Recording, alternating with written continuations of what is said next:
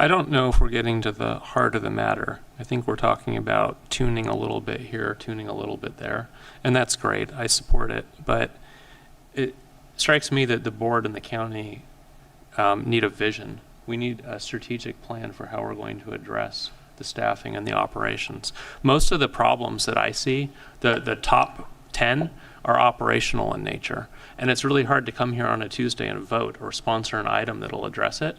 These are just fundamental operational problems, and the reality is we need more people. We need them to be paid better. Our revenue is not increasing much. Maybe it's declining. You know, it's that slope is not favorable, and we don't have a plan. How do we think any of this will be better in a couple of years without a plan to get there? I'm looking at my colleagues more than staff, but I would welcome staff. CEO Antle, do you think it'll be better in 2 years? Chair Williams, if I may, Yeah. No, I don't. There's a number of factors, and some of which we have discussed here could be starting with the low wages, but I think you have bigger economic issues that are impacting the state and the Fed as well, that are impacting us in small Mendocino.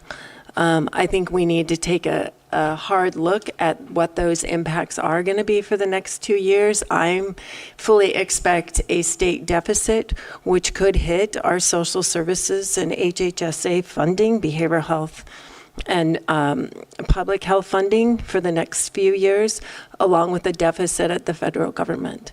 So I think we can, work through. I've listened to several economists here recently.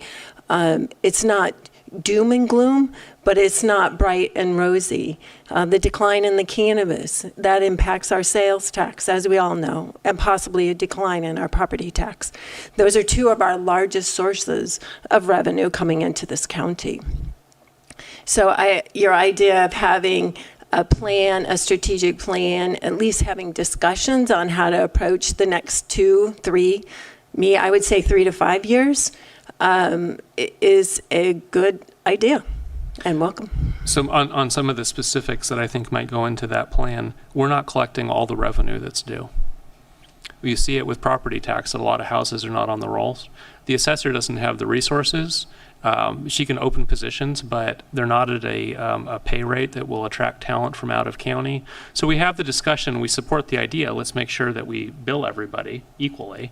We have fair taxation, let's make sure we collect it, but we're not actually following through with the resources to get the job done. It's a significant undertaking because the county is decades behind. I witnessed the county give away what looks like $6.8 million in cannabis tax. The people pass the tax, it's our job to collect it. We're not doing anything year after year. And eventually we won't be able to collect it. That would have paid for a COLA, not ongoing, but it would have covered a year or two.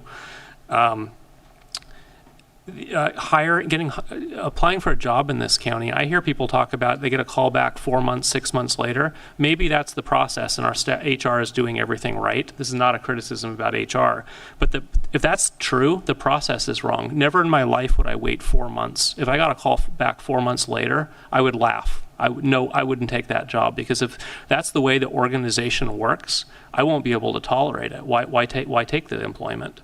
We need to be able to make a decision quickly. When there's somebody qualified and they're willing to work for us, it can't be no action for months and months.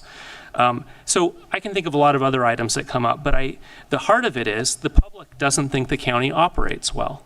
And I used to be the public looking at it thinking it's not operating well. Now I get the advantage of seeing how hard the people are working inside our county government. It's not the employees. There's something very wrong structurally. And we need to take baby steps to invent a plan and a vision that we think will address it. Maybe it fails, but if we continue with status quo, it'll definitely fail. It's failing today. CEO Antle. Chair Williams, if I might add, I think I touched on it, but the housing situation is critical. I believe we need to look at work with our cities to look at multifamily high-density housing that is for the workforce and folks that can live here. You might remember I sponsored an item about having staff look at rezoning for high density. because as I understand, the state has researched this, and it takes 20 units per acre to approach affordability. It's hard to do that in the unincorporated. Maybe it has to be in the city. Maybe it doesn't.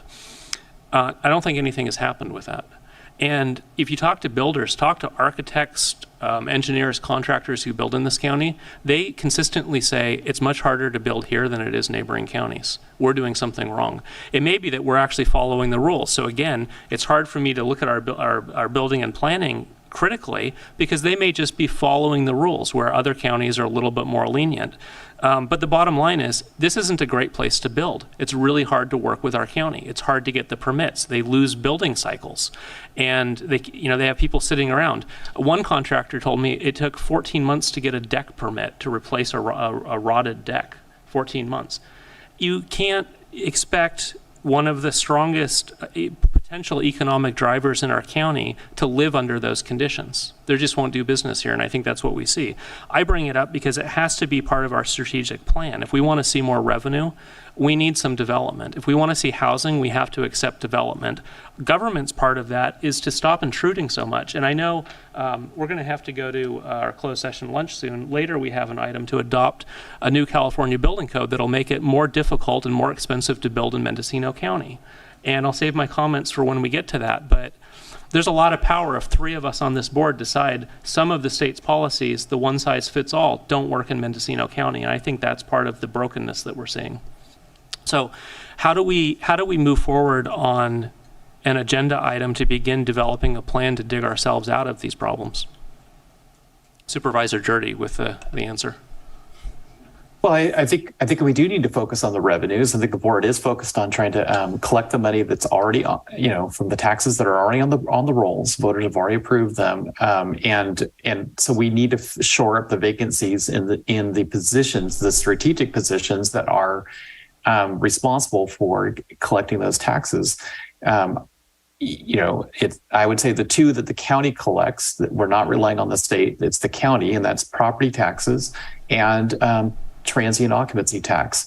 So it's probably a couple positions within the treasurer's office should be evaluated in concert with the auditor, controller, tax collector to make sure that they're adequately compensated so that she can hire capable, assertive people who will fully collect the TOT that's being collected by these businesses. The same, we're already working with the assessor controller or the assessor for a program to bring the appraisers, up to market. So hopefully we don't have a 67% vacancy rate there, and they can catch up on the workload there. But then finally, I think in terms of how do we restructure county government so that we can do 2, primary objectives. I think one is we want to pay people enough that they will stay with the county. So it can't be, suffer away for 20, 30 years. And then in your last 3 years of employment, hope that you're in good graces with the department head and you get the assistant department head position, because that's a living wage and then some. I think the objective should be that you can be an excellent county employee, do excellent work, and maybe you aren't assistant department head, but you can earn a living wage as, a level 3, a senior, whatever your job class is, that there's a progression in your career so that you can pay the bills, pay the mortgage, and save for retirement. And so I think to do that, though, I think we're going to have to flatten the organization in some way. The Slavin study talked about that we had too many people supervising too few people. When you have someone supervising 4 or 5 people, and 1 out of 5 jobs supervising other people, it doesn't really work. I think people need to have the opportunity to get a living wage without necessarily supervising, 4 other people. And that way, all 4 of them are paid a living wage, not just the one supervising the other 4. Supervisor Haschak. Well, when I heard that there were 15 steps in the social services, I think that's what Supervisor Jurdy's speaking to, that maybe we need to look at that and reevaluate if there needs to be 15 steps. And maybe I'm, it's something to put out there. I hope that I got that correct. But on the other hand, what we really need to do is to staff these positions that are revenue enhancers. And if we're hearing that we're not collecting all the property taxes, then how do we go about doing that? You know, that should be like the baby step that we're talking about, okay?